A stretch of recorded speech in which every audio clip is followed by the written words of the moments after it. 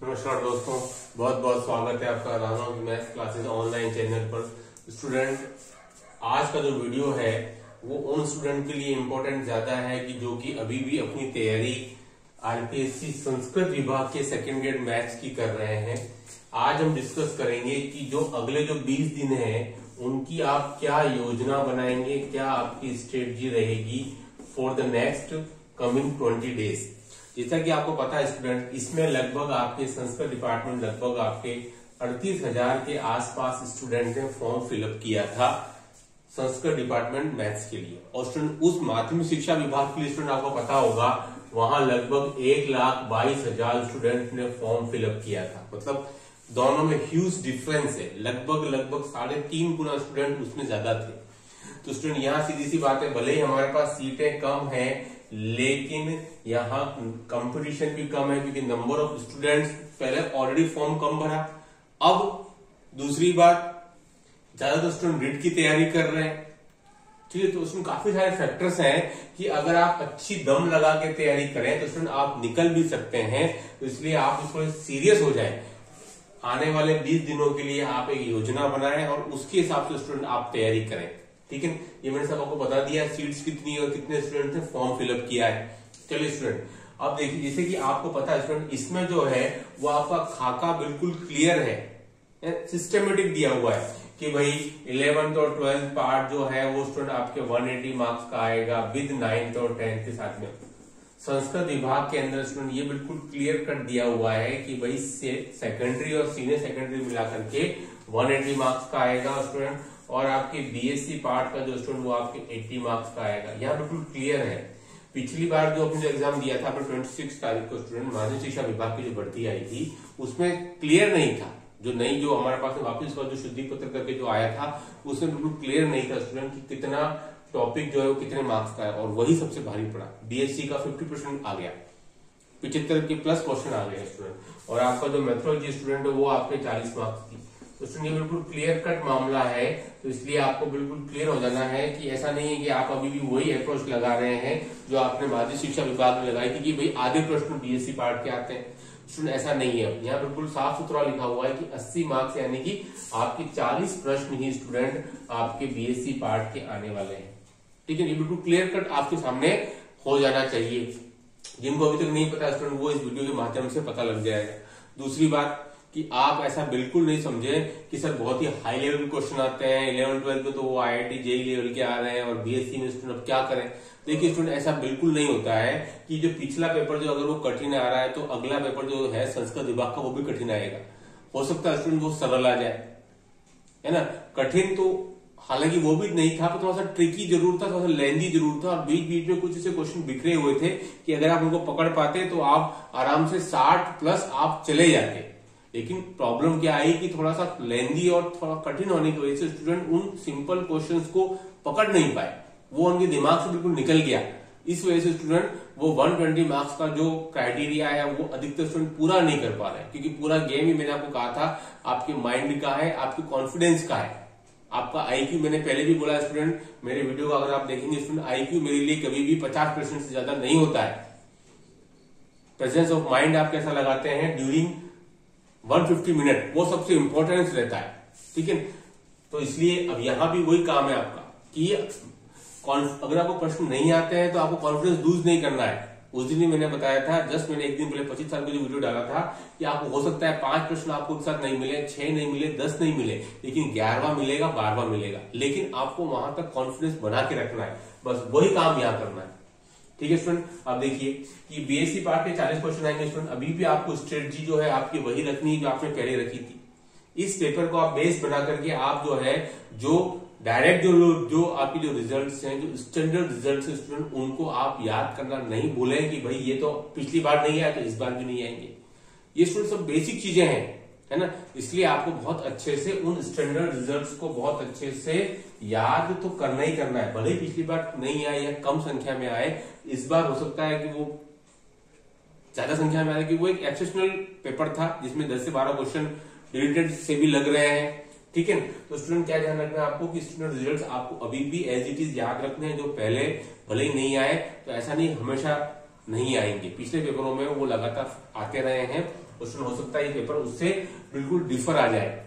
ठीक है, तो आपको पूर्वाग्रह से ग्रस्त होकर के पिछली बार से कंपेयर करके अपनी तैयारी नहीं करनी है कि आप केवल टफ और कठिन प्रश्नों को ही करते जाएं और जो सरल प्रश्न जो आप कर सकते हैं उनकी आप तैयारी बिल्कुल ना करें। तो उसमें क्या होगा, अगर वो आ गए, चूंकि आपने तैयारी नहीं की तो भी आप अटक जाओगे, क्योंकि ये गणित की सबसे बड़ी विशेषता यही है कि आप एग्जाम में उतना ही कर पाते हो जितना आप घर पर प्रैक्टिस करते हो।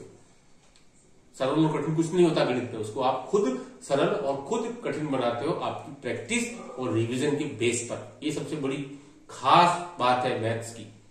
ठीक है, तो स्टूडेंट आपको अभी भी जो सिंपल क्वेश्चन है उनको एज इट इज करना है। जो स्टैंडर्ड रिजल्ट है स्टूडेंट उनको आपको याद कर लेना है बीएससी पार्ट में, क्योंकि ज्यादातर स्टूडेंट का प्रॉब्लम ये आई कि वो पेन चला ही नहीं पाए। जो स्टूडेंट परेशान हो रहे थे कि सर रफ काम के लिए हमको पेज कम पड़ेगा, तो स्टूडेंट की स्थिति तो ऐसी हो गई इस पिछले वाले पेपर में कि पेन चला ही नहीं पाए। रफ काम की बात तो आप बहुत दूर की बात है, क्योंकि वो मन ही नहीं हुआ, मूड खत्म हो गया, मूड ऑफ हो गया, क्योंकि कॉन्फिडेंस डाउन हो गया क्वेश्चन का लेवल देख करके।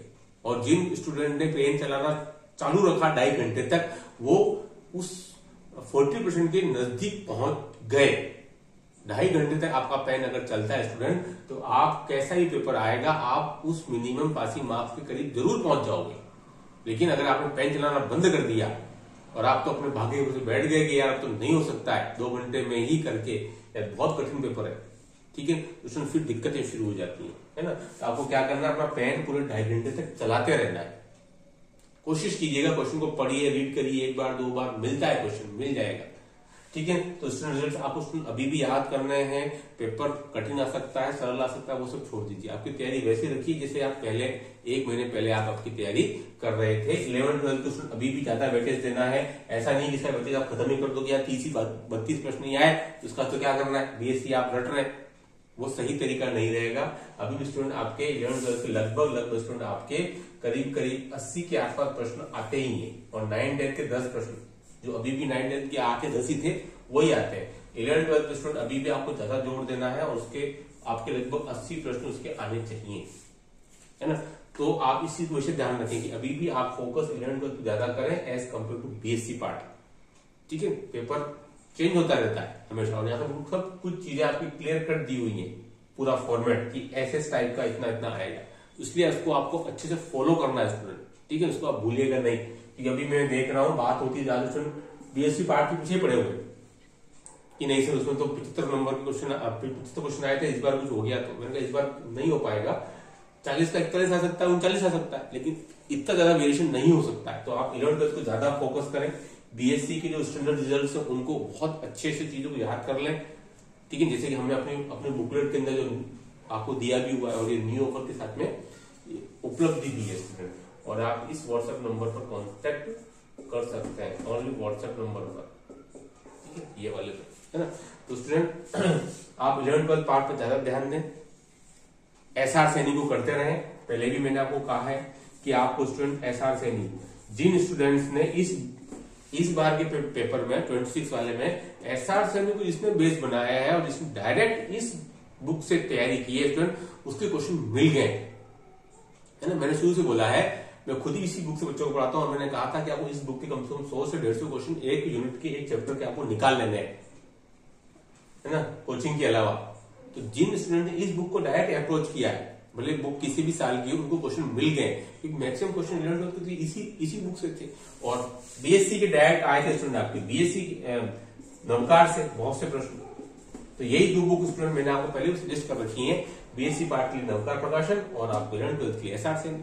बस इसके लिए एसआर सैनी स्टूडेंट आपको कम से कम जो दृष्टांती उदाहरण है स्टूडेंट वो आपको पहले कर लेने हैं अच्छे से, जो भी आपके 40 दिए, उसके बाद फिर आपको आगे इंपॉर्टेंट चीज नंबर ऑफ क्वेश्चंस नहीं है स्टूडेंट, मैं फिर कह रहा हूं, नंबर ऑफ सिलेबस भी नहीं है। आप 80% सिलेबस करके भी सिलेक्शन करवा सकते हैं और 100 करके भी नहीं करवा सकते, क्योंकि आपने चीज को कितना अच्छे से पढ़ा है उसके नंबर है, वही आपको वहां जाके परफॉर्मेंस मिलती है। कितना पढ़ा है उसका कोई मतलब नहीं, कैसे पढ़ा है स्टूडेंट, ये सबसे ज्यादा इंपॉर्टेंट चीज होती है कि आपने चीज को कैसे पढ़ा, है ना। अपन ध्यान देते हैं कितना पढ़ा, सर 100% सिलेबस की कोई आवश्यकता नहीं है। मैंने पहले भी कहा, जो भी पढ़ो सॉलिड पढ़ो, उसके क्वेश्चन करते जाओ। मैट्रिक्स डिटरमिनेंट हो गया, 150 क्वेश्चन कर लो, 200 क्वेश्चन कर लो, कहीं से क्वेश्चन बैठेगा, बस बैठेगा उसको कर लीजिए।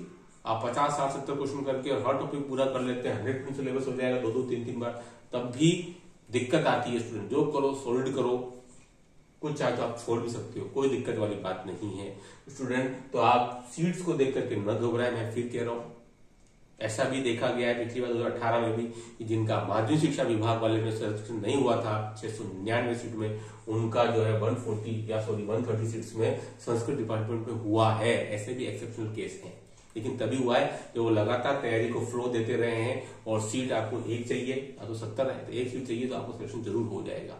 तो बिना किसी पूर्वाग्रह के, और एक सोशल मीडिया का थोड़ा सा कम से कम उपयोग करें, है ना। उसमें ज्यादातर स्टूडेंट कमेंट सब चीजों पर लगे रहते हैं स्टूडेंट, तो वो आपको ठीक है दिन में एक बार जब भी आपको पढ़ना तब आप ओपन कर लें, लेकिन ज्यादा से ज्यादा बुक्स पर आप फोकस करें। मैंने हमेशा से कहा इस चीज को, क्योंकि बुक्स और आपकी प्रैक्टिस बहुत जरूरी है। बिना प्रैक्टिस के आपके प्रश्न कितना ही सरल हो, वहां जाके कंफ्यूज आप हो ही जाते हो। आपने पिछले पेपर में भी इस बात को महसूस किया होगा। और आपकी तरफ से जो आप गलतियां करते हो छोटी छोटी, वो आपको कम करनी, मैंने पहले भी कहा, उन्हीं को ही आपको कम करना है। कोई भी व्यक्ति ऐसा नहीं जो बिल्कुल कोई गलती नहीं करके पेपर में, वो करता है, लेकिन उनको आपको कम करना है। आपने पिछले पेपर से बहुत सी चीजें पॉजिटिव सोची, देखी होंगी और सीखी होंगी, ठीक है। नो डाउट पेपर टफ था, लेकिन आपने वहां क्या गलतियां की जिससे कि आप क्वेश्चन ज्यादा कर सकते थे। कुछ बच्चों ने गोले गलत लगा दिए एंड लास्ट मौके पर, मैंने पहले भी कहा, लास्ट मौके तक कभी भी गोलों को नहीं छोड़े, पहले गोले लगा दे। आप जैसे 20 प्रश्न किए, 10 किए, गोले लगा दो, ताकि आपको वो तो क्वेश्चन आपके बिल्कुल फिक्स हो जाएंगे, खड़े हो जाएंगे। तो आप अपनी तरफ से जितनी गलतियां कम करेंगे, प्रेजेंस ऑफ माइंड जितना रखेंगे, कॉन्फिडेंस ऊपर रखेंगे, क्वेश्चन पेपर टफ भी आएगा तब भी आप उसमें से अपने क्वेश्चन पिकअप कर लेंगे और आप 40% तक पहुंच जाएंगे, है ना। लेकिन अगर आपने आस छोड़ दी, उम्मीद छोड़ दी, जैसे बहुत से बच्चों ने पिछले पेपर छोड़ दी, तो फिर वो क्वेश्चन अटेम्प्ट नहीं कर पाए, भले ही वो एक साल से तैयारी कर रहे हैं। और जिसने 4 महीने पढ़ा है और जिसने ढंग से पेपर को अटेम्प्ट किया है, वो 40% करीब निकल गया है। तो आप पेपर कैसे अटेम्प्ट करते हो स्टूडेंट, ये बहुत ज्यादा इंपॉर्टेंट है, पढ़ते सभी लोग है ना। तो स्टूडेंट आज वीडियो में इतना ही। नेक्स्ट 20 डेज की क्या आपको योजना रहेगी, मैंने आपको विस्तार से पूरा बताया student. Do like share subscribe my channel. Okay, thanks, बहुत बहुत धन्यवाद।